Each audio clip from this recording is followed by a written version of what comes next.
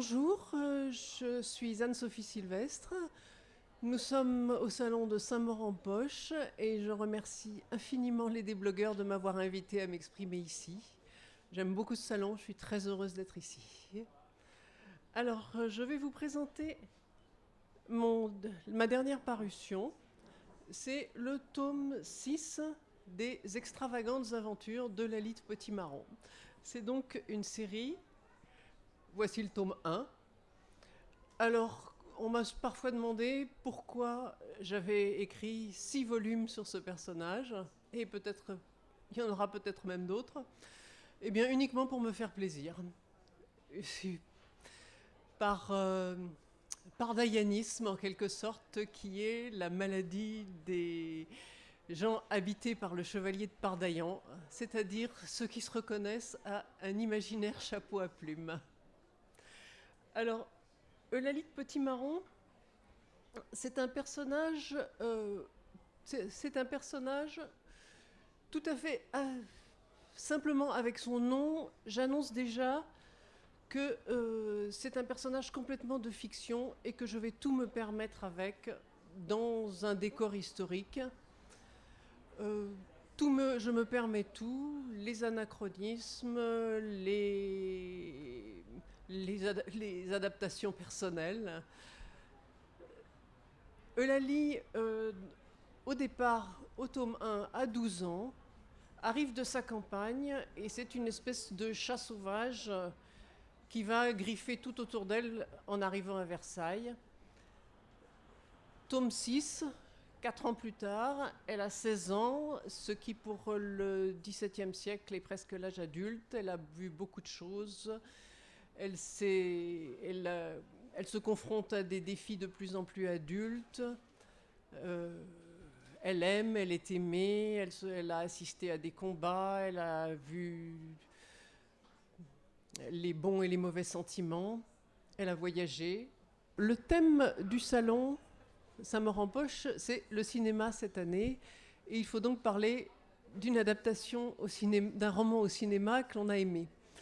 Alors d'ordinaire, je suis très très chichiteuse avec les adaptations de romans au cinéma parce que j'ai souvent une vision très intense du roman.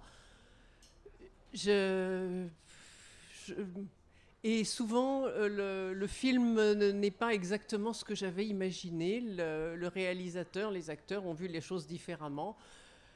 Mais j'ai deux exceptions.